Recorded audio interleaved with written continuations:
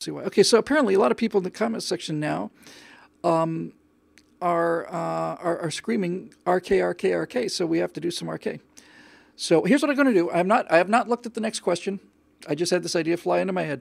I have no idea what the next question is. That's the honest truth. But I am going to address the next question, whatever it may be, through the lenses of RK.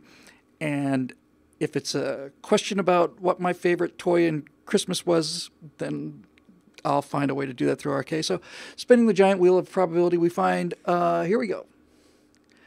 Daryl Green, how many congressmen and senators do you think are actually good people of principle rather than compromisers who go with the way the wind is blowing to stay in office?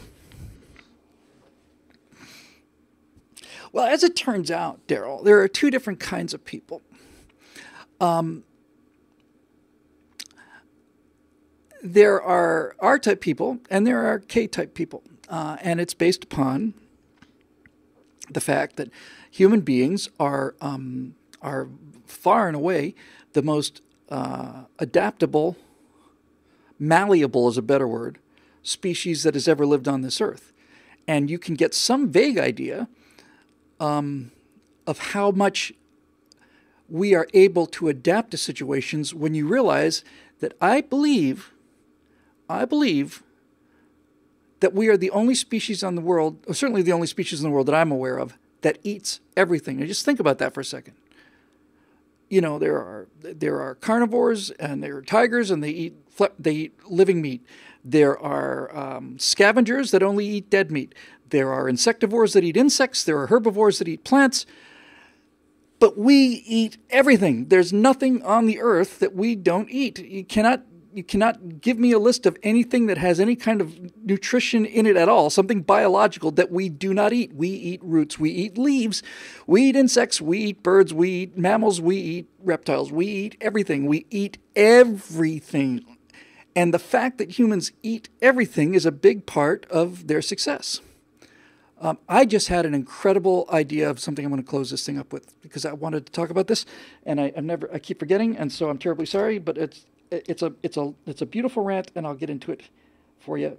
It's completely about something different, but I just think it's really cool, and I think it's cool because it just goes on and on and on. So give me 1 second to make a note for myself. There I go.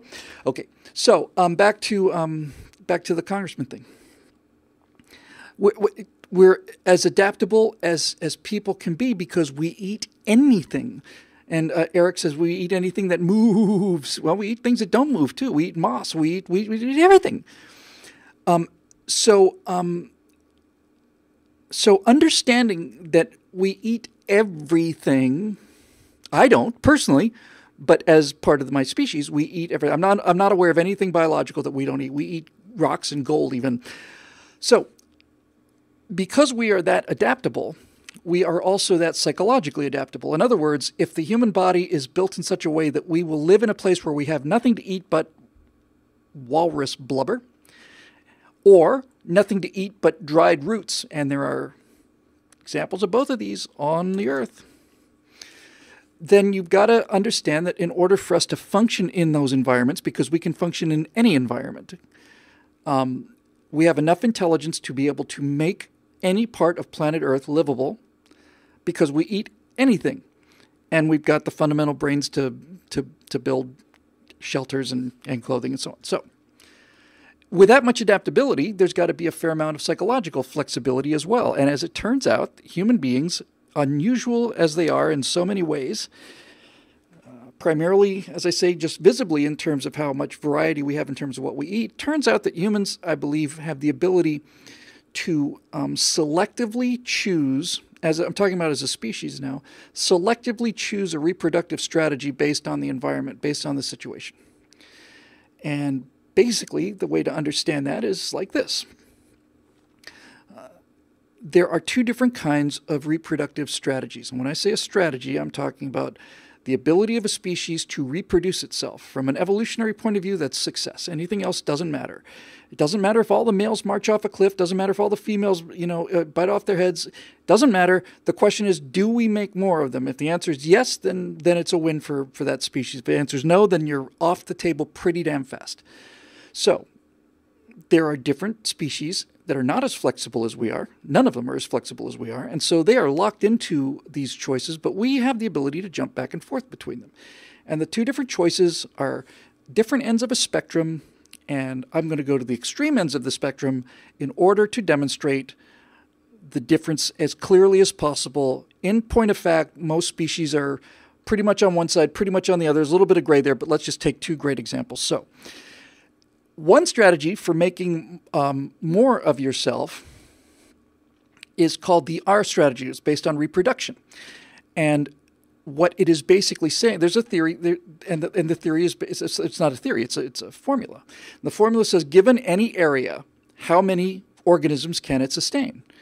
Well, it's the reproductive rate times, or rather limited by the actual area and the amount of food available. It's basically cutting some corners, but that's basically it. In other words, how much food is available in this 100 square acres, and that is going to determine how many of these animals are going to be able to reproduce. So if it turns out that food is abundant, then the strategy that makes sense is to go with the high reproductive rate. And a classic example of an animal with a high reproductive rate is a rabbit. Rabbits, as you probably know, they mate like rabbits. And the rabbit the species of rabbit has gone that way because it is very successful for the rabbit. Rabbits, I'm not talking about hares now, I'm just talking about most of your garden variety rabbits, succeed because there is an ample food supply wherever they may be. And so since there's enough food for everybody, there's no reason to build a better rabbit. In other words, what would be the point of a rabbit and Mrs. Rabbit having, instead of 10 kids, they have 2. And instead of having 10 kids twice or 3 times a year, they have 2 kids every 5 years. Why would you do that? Well, because we're going to build a better rabbit, and we're going to train the rabbit, and we're going to show the rabbit where how to be a rabbit, and we're going to teach it how to avoid predators, and we're going to show it where the food is. But it's a waste of time because there's enough food there for rabbits just to. You don't need a better rabbit. It's a waste of time to build a better rabbit when there's so much food around that even these fundamental model, basic model rabbits are doing just fine. The smart play is to build as many rabbits as you possibly can, because building a better rabbit doesn't help you. It doesn't help you. You could train a rabbit for 15 years and have the parents spend all of that time and stuff on it, but it doesn't matter because the rabbit is not competing against other rabbits. And it's not competing against other rabbits because there's plenty of food. And because there's plenty of food and because they're not competing against other rabbits, a number of things happen for rabbits. Most clearly of which you can probably say is like this. If I'm a rabbit and I'm on an infinite plain of clover, let's say, it's just an open field of clover in all directions, and I'm waking up in my rabbit morning and I go out there and put on my little rabbit hat and get on the rabbit bus and I go to this field of clover and I start eating, if other rabbits come in and start to push against me, then all I have to do is hop a little bit to one side and there's all the food I need. So rabbits don't compete against other rabbits. Rabbits don't have mating hierarchies. Rabbits do not have territory, because since there's enough food for everybody, you just simply move. No big, and I don't mean move to the next county, I mean just move over. So when you've got our strategy type species, you find a certain number of characteristics. You find that they do not invest heavily in their children, that they basically let their children go as early as possible. They have no problem with early childhood sexuality. In fact, they think the earlier that the children are having sex, the better, because that's the fastest way to make more rabbits. And they don't perceive outside threats. They're very, very poor at perceiving a threat, especially from its own species, because they're not wired that way. There's no reason for them to have those traits. So opposite the rabbits, the rabbits are the R strategy. On the other end is the K strategy. So let's imagine now, instead of rabbits in an enormous field of clover, let's imagine a pack of wolves up in the mountains in wintertime. Now, when you've got a pack of wolves in the mountains in wintertime,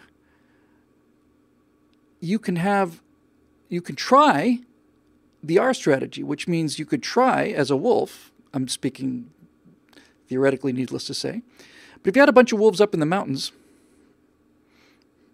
say 10 of them in a pack, in a territory, why don't the wolves just have 10 wolves each? Why doesn't the wolf have 10 puppies twice a year? That would make more wolves, right? No, it would not, because there's not enough food for 10 wolves. There's barely enough food for the wolves you have. And since the food is very limited up there in the mountains in the wintertime, the people who are going to get the food are the people that are going to reproduce. That's the strategy. That's the reason something's working out. It's not a design. It's not like here. It's the result of trial and error. There probably were some ancestors of the wolf species who decided to have many, many wolves, and they're not here anymore because those wolves were not good enough to survive. So wolves have the opposite problem than rabbits. Wolves have a very limited food supply. And since wolves are dealing with a limited food supply, now all of a sudden, competition with other wolves is not only on the table, but it's life and death. It is life and death importance. So when you have a species that is dealing with restricted food supply, like wolves in the winter in the mountains, all of your former advantages now become disadvantages, and you have to deal with the problem in an entirely different way. And the way you deal with that problem is you build better wolves. You have to build better wolves. And that means you have to invest a great deal of time in your children. You don't have many children. You have just a few puppies. And the weakest ones, the runts, they die off. It's cruel, but there it is. These are the rules. You don't get to cry about it because they're the rules. So now you've got a situation where the only way that your offspring are going to survive and be successful as a species is for them to know how to get the maximum amount of food out of a low food situation. And that means they have to learn things. You have to teach wolves how to hunt. You have to teach wolves how to hunt in packs. The fact that you have a pack means there's social structure, there's social hierarchy. There's the alpha dog, there's the alpha female. Then there's all the different pecking order, all the way down to the omega dog, and they all know where they belong relative to each other. And there's constant struggles of strength to see who goes where, and they've got hierarchy, and they've got order, and they've got law. And most importantly, I think they have inhibitions on their behavior to prevent the competition from wiping them out.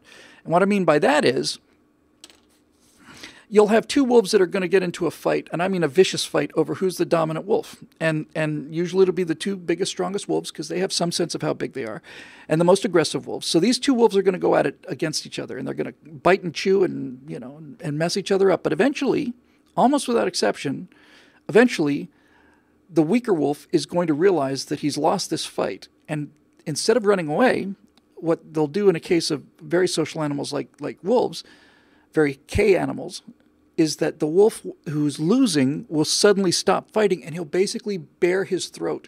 He'll kind of go down on his side and bare his throat. And what he's basically saying to the other wolf is, you win, you can tear my throat out if you want to. And this is what I find so fascinating. Once the dominant wolf sees that the other wolf has surrendered, he doesn't have to go cool down. It's not like the other wolves have to pull him off and take him for a walk for 20 minutes, because he's going to go back there and kick that guy's ass. No, the instant that one wolf shows submission and concedes the fight, the aggression in the victor is just turned off. It's gone. It's gone immediately.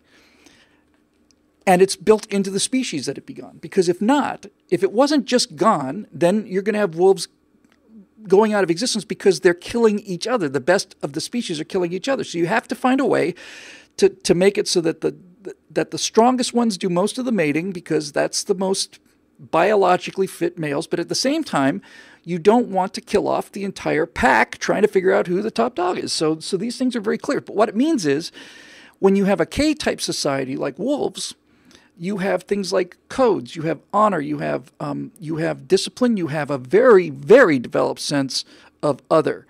Because unlike a rabbit, if another pack of wolves comes into that territory, it's not like the wolves can just say, hey, welcome aboard. We'll just move over here and have some more of this food. No, there's not enough food for 2 packs. So they're going to fight it out because only 1 pack is going to be able to live off of that land. So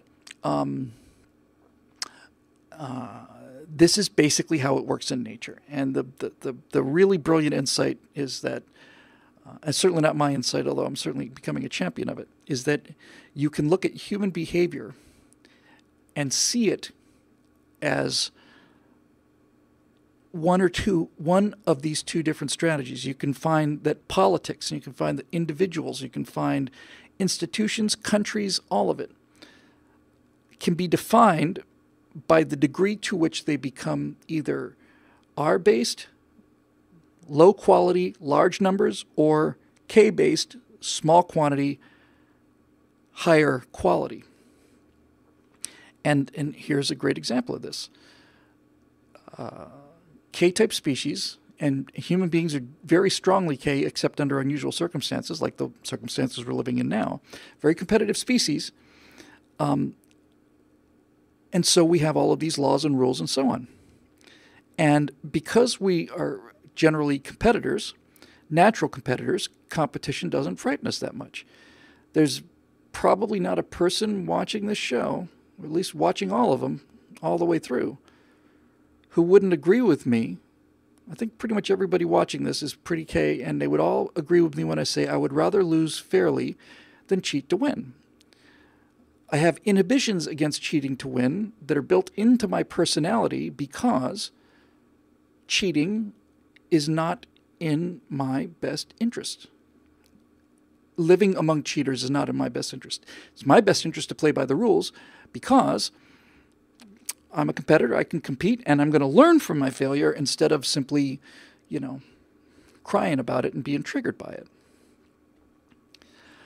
So K-type humans have a strong sense of threat awareness. When they see things like people screaming Allahu Akbar and blowing up nightclubs, this gets our attention in a way that it does not get the attention of progressives. It doesn't viscerally alarm them, because they don't have these instincts. But the most important thing, and I will honest to God answer this question about the politicians, but the most important difference, I think, in human behavior is respect for rules that the K species has. The K species respects the rules, has to have rules, needs them built into us surviving. These are, when I say rules, I mean these are things like codes of honor and giving somebody your word and doing the right thing instead of the smart thing, and so on and so on and so on. So there are many humans like that, and you're among them, who feel strongly a sense of honor, and you feel like you're good people. It's not perfect people, but you try to be good people, and you live you live life according to the law. And I bet you the audience of the show's criminal background is exceedingly lower than it is for any random YouTube channel out there. So all of this, so you're K-type people, and you believe in law and order and structure, and you can have freedom. That's why we have these laws, so that we can be wolves and go around and do whatever the hell we want to, as long as we don't mess up other wolves. And so we instinctively obey the laws, and we instinctively submit to laws that we perceive to be just, which is why we're in the trouble we're in, because we're up against other humans who have taken completely different strategy, and their strategy is that rules are for suckers.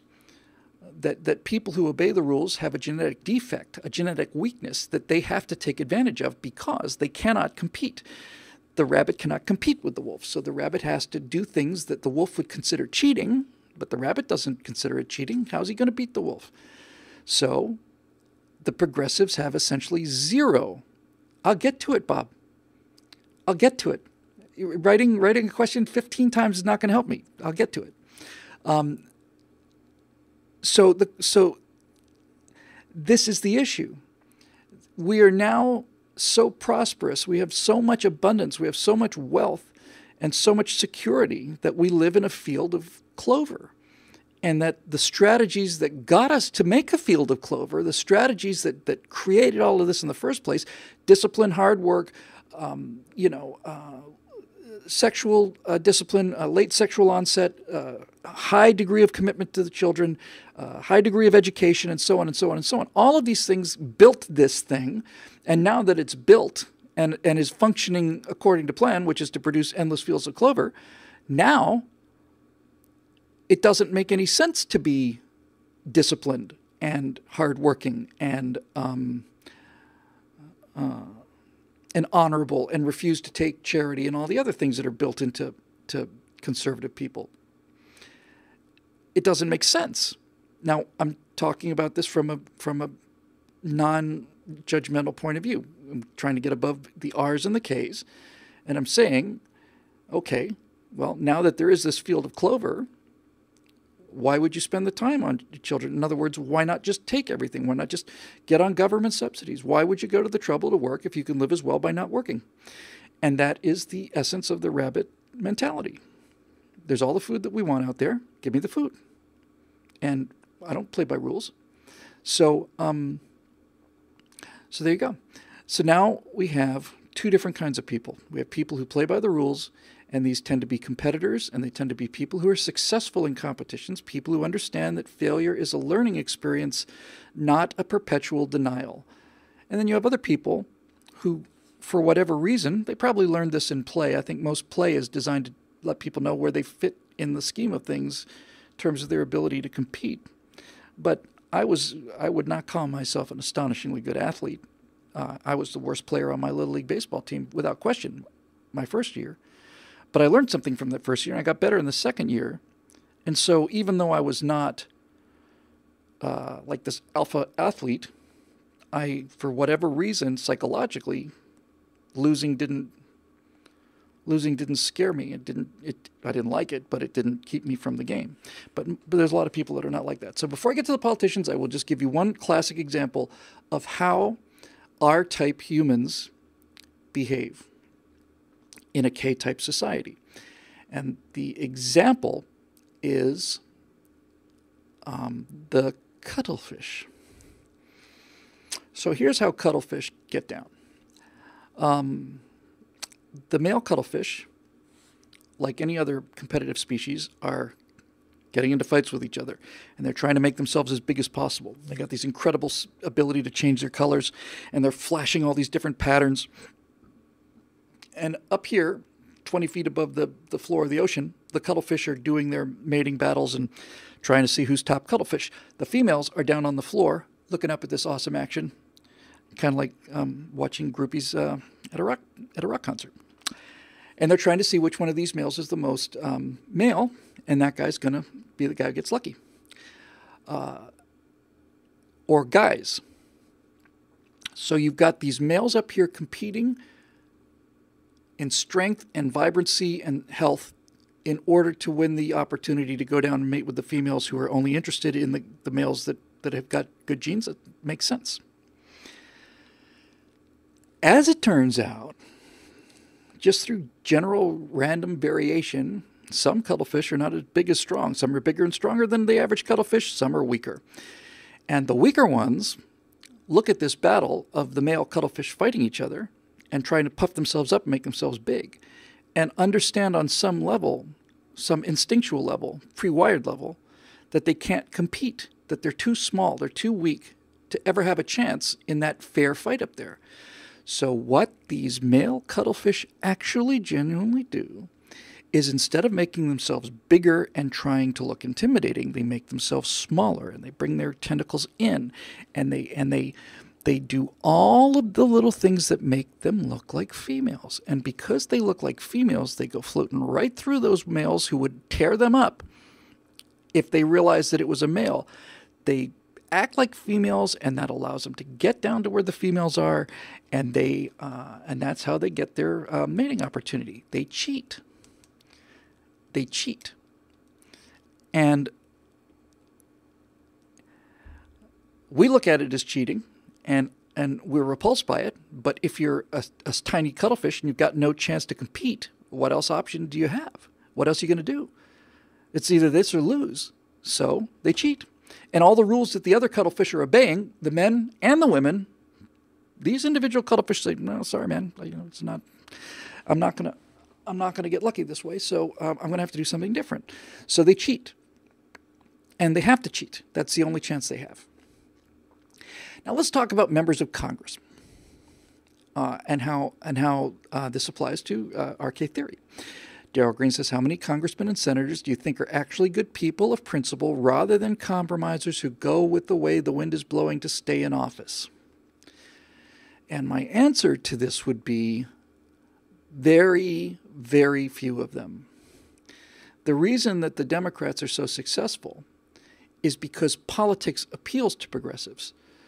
Politics is you can't have progressives without politics. The reason that progressives want politics in everything is because they understand that they can achieve things through coercion that they could never achieve through competition. Just that simple.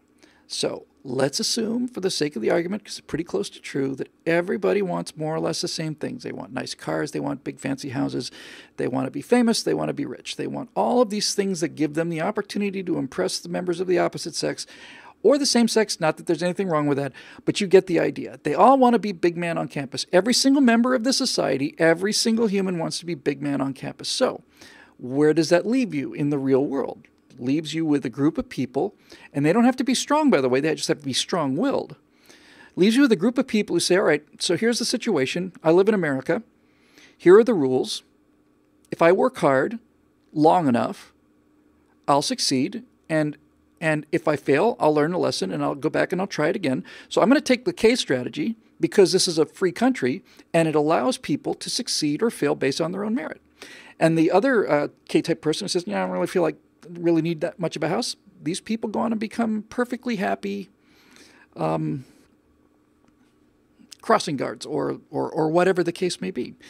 But they play by the rules, and they know that it's going to be dependent on how hard they compete. But there are humans out there, and we call these humans progressives, who cannot compete. They know they can't compete. They know it. They know that they don't have what it takes to run a business, to make a business. They don't have the guts to basically give up getting a check and start worrying about being responsible for writing a check. They don't have the courage for it or the patience. They're either too stupid or too lazy or both to be able to compete. They're the small little cuttlefish, and so they have to get their big man on campus stuff, but they can't do it through competition. They can't go out and work for it. They know they don't. They know they don't have it. So their only hope is this. If I'm going to be like Elon Musk, let's say, I know he's a controversial figure, but he's a good one for me. Elon Musk comes to this country. He realizes that there needs to be a way to change money, change hands electronically, because there's all kinds of purchasing going on out there.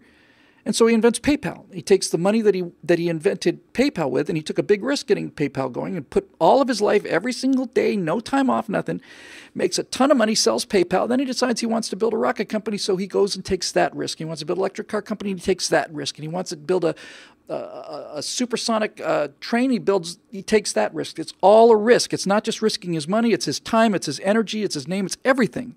He is a competitor. So, he knows that the best way for him to be big man on campus is to be left alone because he's going to go out and do what it takes to be big man on campus. Now, let's say that the guy who's living right down the street from him, or the next guy in line, let's say, in the immigration line, is a guy who doesn't have that kind of energy, doesn't have that kind of intelligence, doesn't have that kind of discipline, doesn't have that kind of drive. What is that guy going to do? Well, at the far end of the R extreme, when you get into actual progressives, you find that they go into the kind of careers where competition is not terribly important. If you're going to be a car dealer, you got to hustle because there's another car dealer across the street. If you're going to be a sociology professor, you're not in terribly big danger of losing your job to superior sociology professors because, sorry to break it to you, but being a sociology professor is not really that hard. And you don't expect to have sociology professors become millionaires through their excellence because, as a general rule, it's relatively simple. Same thing for acting and writing and all the rest of the show business stuff that I've been involved with. I've been a theater major, and I've taken some of the classes needed to get into engineering. And if you want to know whether it's easier to be let me rephrase that. Whether it's easier to be a bad actor or a bad engineer, it is much easier to be a bad actor than it is to be a bad engineer. It's just easier. So if I want all of the big man on campus stuff, if I want the car and I want the reward and I want the house and I want the fame and I want all the rest of it, but I can't get it because I'm either too lazy or too stupid or both, then what do? Well, I realize that if I simply work hard and not that hard for a short period of time, if I just knock on doors and get seen with the right people and basically kiss the right butt and do all of these things, I can become either a bureaucrat or a politician.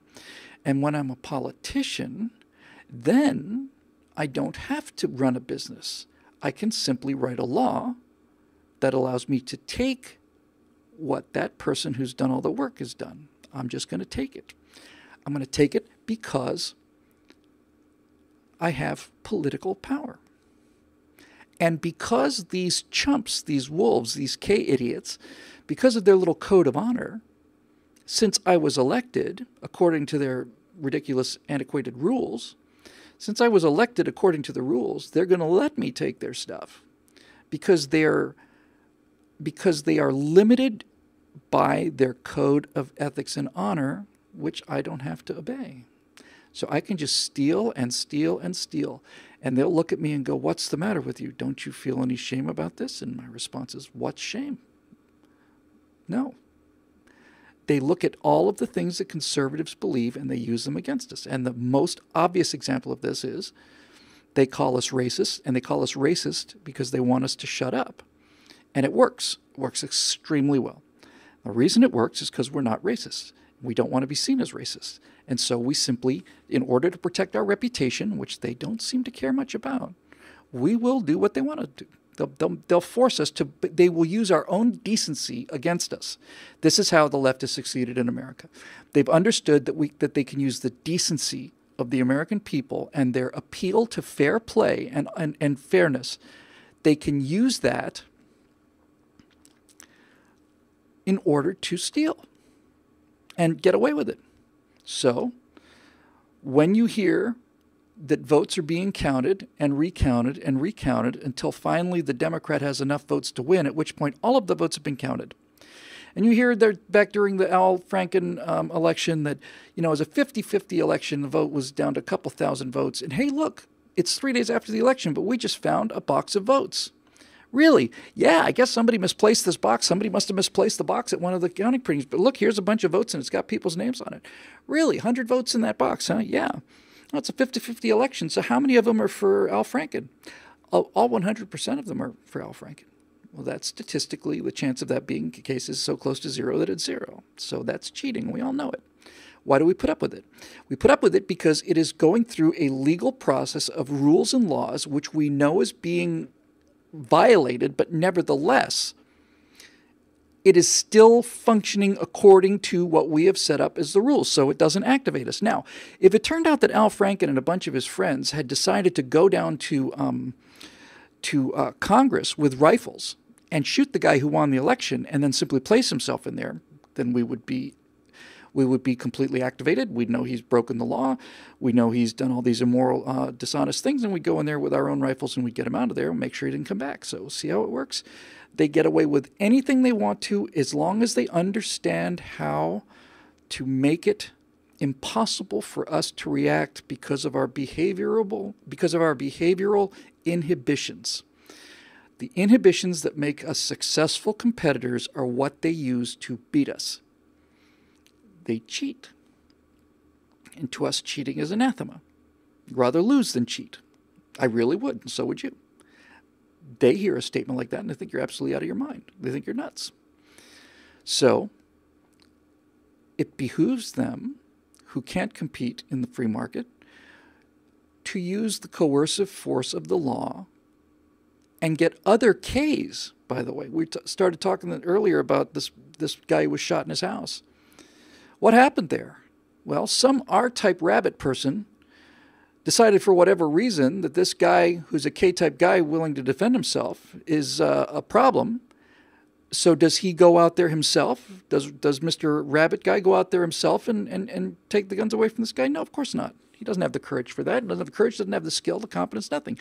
What our guy does is he convinces other K-type people, who we're going to call police in this particular case, he's going to convince them that the rules have been broken by this rogue individual. And like wolves, they'll understand that, okay, well, this wolf has broken the rules and the law, so therefore he sends wolves out to get the other wolf when the rabbit doesn't risk its life. Why would it? A rabbit, they don't do it. They don't need to. They can convince us to use physical force against ourselves, because the people that are committing the acts of violence, in this case the police or the military, are wolves. But the rabbit has convinced the wolf that this is what the rules require, and wolves are wired that way, and that's how they do it.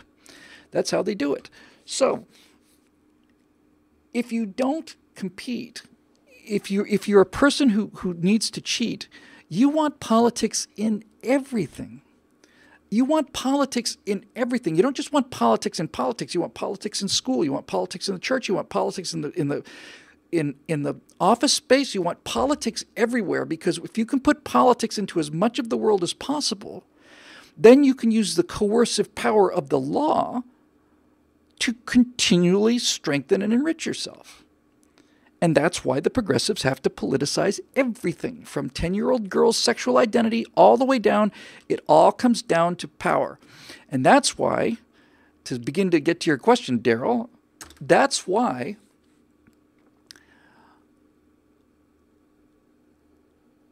the vast majority of politicians are our-type people, and that's also why the progressives have their best minds go into politics. Conservatives' best minds go into business or the military. These are areas where skill and intelligence will be rewarded, because the rules favor people with skill and intelligence. This is why the rules are there, so that your skill and your intelligence will be allowed to produce its own outcome. But these people don't have these beliefs. They don't believe in competition. They know they can't. They know they can't be the big man on campus, so they don't want you out there competing. They want you under the rule of law, which is determined by them, changed by them at will. And if there's a certain set of election rules that gets a Democrat elected, then they'll go with that. And if those same rules then favor the Republican, then they'll change those laws. And if that keeps the Republican out, then when it comes back to a Democrat again, then they'll change them back again in order to get what they want. They don't see it as cheating. So when you say, how can these people live with themselves? It's a null question. It's like asking a rock how it can live with the moss. The rock doesn't care. It doesn't even know it's there. It's not in their nature. They don't have it. So most politicians, Daryl, are not good people. And that's why politicians have been hated and despised and mocked, not only throughout the history of our country, but throughout the history of every country, every society, every civilization, going back to the beginning of writing, has nothing but disrespect for politicians and contempt for them. And the reason that they have contempt for them is because the politician throughout history and throughout cultures everywhere has been known to do the cuttlefish thing, which is to say what you want to hear and make promises and then proceed to break them. If you want me to be a little dainty female, then that's what I'll be. And then down you go. You're inside. Now you can do whatever you want to. So there are a few politicians, but you're going to find, I suspect, that the very few politicians who are in fact good people, people of principle, who are not compromisers, you will find, I bet you almost without exception, almost all of them are Republicans, by the way, and it's very few Republicans. But you will find that the people who are genuinely good people, who are in it for public service, you will find that because they're in it for public service as a choice rather than a necessity, that they don't stay in politics very long. And they're often not good at it. This is why we don't have Trey Gowdy anymore. And Chavez and two or three others, that were actual, honest to God, men of principle, and women of principle too. They don't stay very long. And they don't stay very long because they don't have to. They don't need it. As a matter of fact, one of the reasons why the left has made politics in everything and also made it so miserably unpleasant. And you can ask Mr. Kavanaugh about what politics in America is like on a personal level. You see, the more unpleasant they make it, the uglier they make it, the more character assassination and the more of this mudslinging and filth, the dirtier they make the process, the better it is for them, because people who don't want to get that dirty and who do not need to get that dirty don't play the game anymore. And that's how they win. So allow me to answer the question that has been proposed, as I would say, probably 35 or 40 times in the comment section going on live. Are they winning? Are the R's winning?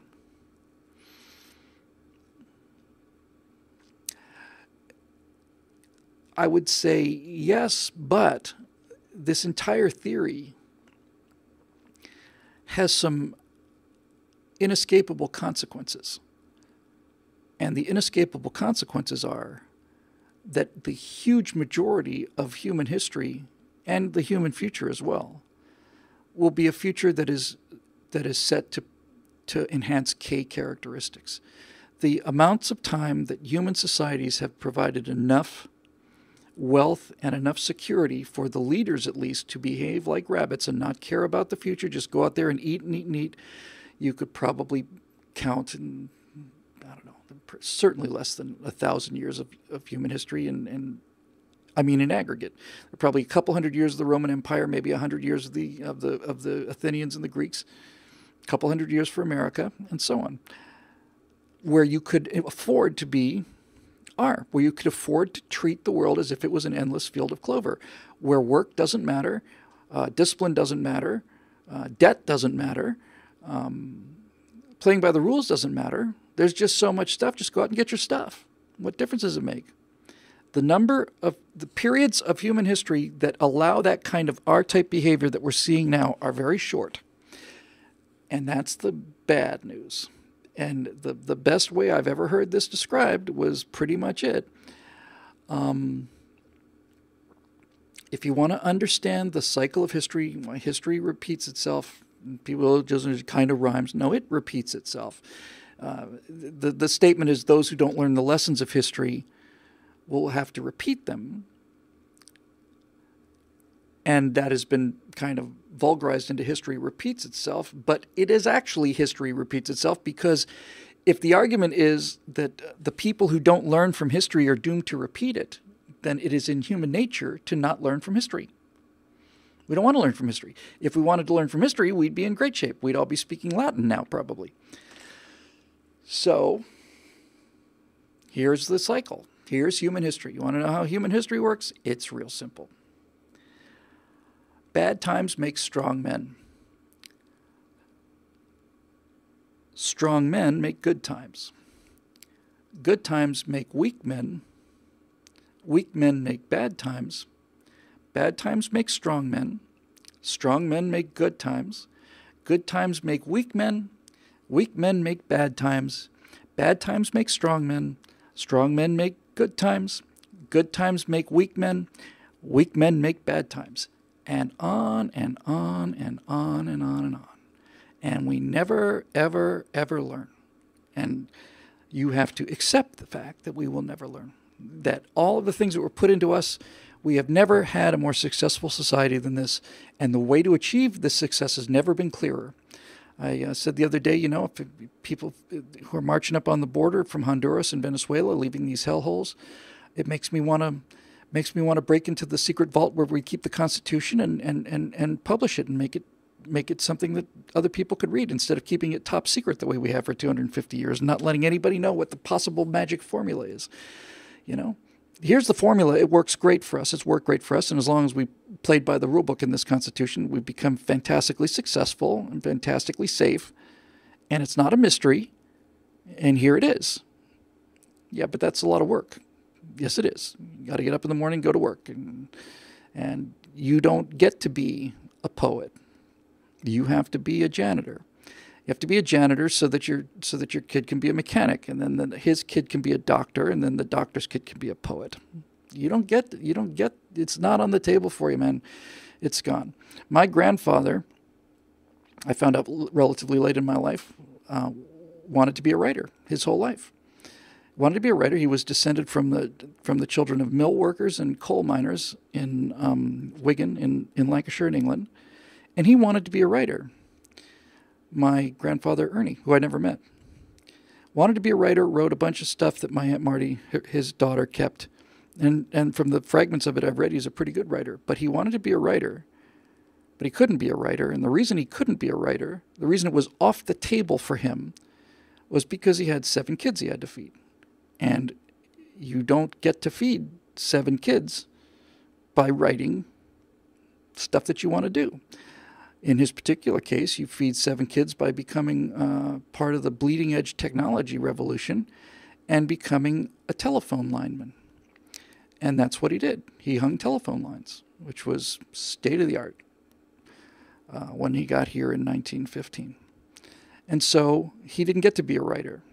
He had to sacrifice what he wanted for his kids. And one of those kids didn't have to be a telephone lineman. He had, because of the sacrifices of his father, he had a chance to be a hotel manager. And because the hotel manager made sacrifices for his kid gets to be a writer. And there's nothing I can do about that or change it. There's no way to make my grandfather in that situation be a writer. He's in a K society. I'm in an R society. So to answer your question, are the R's winning? Yes. Are they going to win? No. They cannot win. Because the second that the world becomes abundant enough for them to start to prosper, that begins the seeds of the destruction that lead to the whole cycle starting again. And it's much harder to build than it is to destroy. So civilization takes hundreds and hundreds and hundreds of years and then just collapses in a decade or two. Many people have said, can we get out of this? Can the cycle ever be broken? Here's a great question here from on that topic called GMO Freedom. Says, can the cycle ever be broken? I think that's what conservatism tries to do, is to instantiate. I've never heard that word. It's a great word. Instantiate the wisdom of the past into the future. Precisely right. That's why you're watching the show. That's why I do the thinking I do and the reading I do. All of the answers I need are not in front of me. They're behind me. All of the answers in human behavior, all of it is in the past. It's been repeated again and again and again. And I'm telling you about it because you're interested in it. And I've listened to many other people who I've gotten my stuff from because we don't want to make the same mistakes. We like the fact that we managed to get rid of all of the predators and all of the murderers and all of the other things and live like people have never lived before. We like it and we'd like to maintain it. And we can see what's causing its destruction. We know what's causing its destruction. And we want to stop it, but we can't stop it. That's my answer. Can it be stopped? No. It cannot be stopped. Does that mean that it's not worth the fight? No, it doesn't mean that. It means that the cycle has built into it its own destruction, and it also has built into it its own rebirth, which is why the yin-yang thing is actually very, very brilliant. Not only is it that one is rising, the other is descending, but the white dot in the black and the black dot in the white is the way to say that the germ of the alternative is built into whatever you happen to have. So right now we live in our society, and it's going to collapse. It has to collapse. And I don't know when it's going to collapse. And there we go. Somebody's already got it. Somebody's got it in the comment section. A not 47 yet. Okay. Yeah, he's got it exactly. So he came up with the answer to the magical question that all of you are disturbed by. All of you are, as I am, deeply dismayed and filled with despair over this, and trying everything in their power to not accept the truth of it. And I tried to accept the truth of it. Try not to accept the truth of it too. But and not 47 yet has the answer. And the answer is we do what we do to preserve the remnant. That's what he wrote. Preserve the remnant. That's it. Our job is to make sure that that little black dot of yang survives, and then it will eventually grow, And life will get better and better and better as every generation goes along until people are born into affluence, at which point things will start to collapse very quickly. And for those of you who are terrified about this, or at the very least very worried about this, I would just tell you one thing. You know, I talk to civilizational collapse and so on. It's not an experience I've had yet, and I love to tell you I'm looking forward to it, but I'm not. But what I've learned from history is that when things were the hardest is when people were the happiest. And that in virtually every single case I can come up with, I find that people who survived the Blitz during the early stages of World War II said that they were people being blown to atoms, just blown to pink goo all over the place, everywhere they looked. But they never were happier. They were never more alive, never more united, never more any of these things. That this was, in fact, it. And so many soldiers and sailors and airmen and so on and lived in World War II. Steve Darrow's watching out for my date clock. Thank you, Steve. I just got a text from my beautiful wife that she's on her way over, so I appreciate that. That's very kind of you. I'll save my super epic rant for next time because I love it. It's really great. Yeah.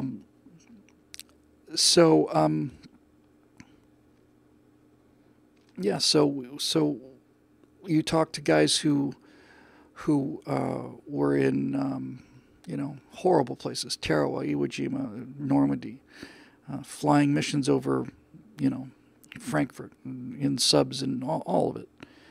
A lot of those guys didn't come back, and it scarred a lot of those people, but it also remains, I think, virtually without exception for them, the happiest times of their life in terms of their memories. I'm not saying that people who fought and survived Iwo Jima just love to celebrate the memories of the swell times they had on Iwo Jima. I'm not saying that at all. What I'm saying is that so much of the self-destruction that's going on is a result of the fact that we're built for hardship. And when there is no hardship, we'll make our own. We have to make our own. So that's how we stay alive. Stout Cat wins the internet. I think we showed this last week. Our last episode, which is a month ago now, I guess, the Four Yorkshiremen sketch. House, you were lucky to live in an house. We used to live in one room, all 26 of us. No furniture, half the floor was missing, and we were all huddled together in one corner for fear of falling. But we were happy. It's a joke. It's comic, but it's true. So look, right now, if you're one of us, we are living in the best of times. We really are. And I don't mean the best of times for this cycle. I mean, if you think about it, we're living in the best of times for K-type people because we have all of the luxuries and all of the security and all of the clover that rabbits need, and we get to enjoy it. And at the same time, we don't have to become rabbits in order to do it. It's our curse to watch these things get weaker. That's the curse. We don't have to go out. Guys my age didn't have to go ashore on Iwo Jima. I didn't have to go ashore on Iwo Jima, and we didn't have to fly B-17s over Germany, and we didn't have to do any of those horrible things. We get to live in luxury, but our curse is we get to watch it starting to fall apart. And the guys who did live through those horrible things had the pleasure of being proud of a country that was on its way up. I do not plan to let America go on my watch. That's my goal. That's why I'm doing what I do. I'm not going to let it happen on my watch. And if pieces of it fall off, I'd rather have that happen. This is why the California thing doesn't bother me very much. This is why I'm actually kind of glad that California is getting nuttier and nuttier and nuttier. To me, California is a branch on a tree that has been so infested and sick and ill that it's good for the tree for this branch to fall off. And so if it turns out that America, as we understand it, is reduced to Idaho, Texas, and Oklahoma, and, Utah, okay. It started out smaller than that. I think all of the problems that we have today, if you want to ask the problem, all of them comes down to the fact that the government is too big. It's not too, it's just too big. It's unaccountably big. It doesn't respond to anything. It has no, it's an avalanche. It's an uncontrollable force of momentum that can't be steered.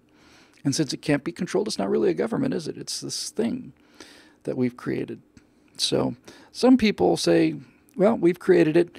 Might as well live a great life and have as much fun as we can. And our kids, at least I don't have to see it happen. I find that attitude just repulsive. I just will not ever get to that place. I'm thinking about the future of this country all the time. I'm thinking about the future of this country 100 years from now, 200 years from now, 400 years from now.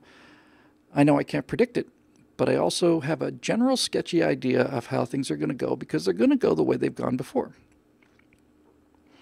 So one of the reasons we sit here and have this conversation 200 times now, me just blabbing on and on and on, and you people through some miracle of I don't know, must be medically induced comas or whatever the case may be, watching all of this. We're watching all of this because we want to know what's coming. We want to know how to survive it. We want to know how to preserve it. We want to share our experiences and our wisdom with each other so that we will keep that flame alive. And as long as the flame is alive, it doesn't really matter what happens. It doesn't really matter. It's the flame that we worship. It's the civilizational idea that we worry about. And that idea of freedom and science and sacrifice and all of the fine things in life, that idea is not only not going to be destroyed, it's immortal and it's indestructible. And it's indestructible because some percentage of the population has a burning desire to carry that torch, and chances are very, very, very good, exceedingly good, that you're one of those people. So here we are. And since my beautiful wife's on her way, I thought I might just close by telling you that this show, as all the other 199 that preceded it, is made possible by a very small group of very dedicated people who are the members at BillWhittle.com, who have not only put up with my previously pretty spotty output in terms of constant products. They put up with website catastrophes. They put up with everything. They just put up with everything. And they do it because, I guess because they understand that, that I'm just the mouthpiece for this whole thing. This is not my philosophy. I didn't invent it, and I certainly didn't risk my life to defend it. That is a debt I owe to other people. My ability to pay off this debt to the degree that I'm able is to try and make it clearer to understand, because once you understand it, you never leave it, and you'll be with it forever. All right, that'll do it. Thank you. And thank you, Steve, and all the rest of you for joining us. And this will conclude episode 200 of the Stratosphere Lounge, which was a really fun show. And again, deep apologies for the delay. But nothing has to be redacted on this one or edited, so I'm going to just simply stop this thing at 2 hours, 4 minutes, and 17 seconds, and I am going to upload it directly to YouTube, and I'll get the other two done. I just have to edit them. I have to redact the stuff, and then I'll have to output them, and it's just work that I haven't had the time for, but I will get to it. I'll try and get it done tomorrow.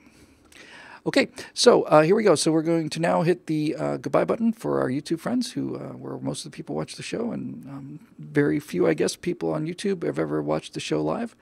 But if you get a chance, there's a lot of things that you might like, you might learn. So As far as the recorded version of the show goes, thanks very much for joining us, and we will see you next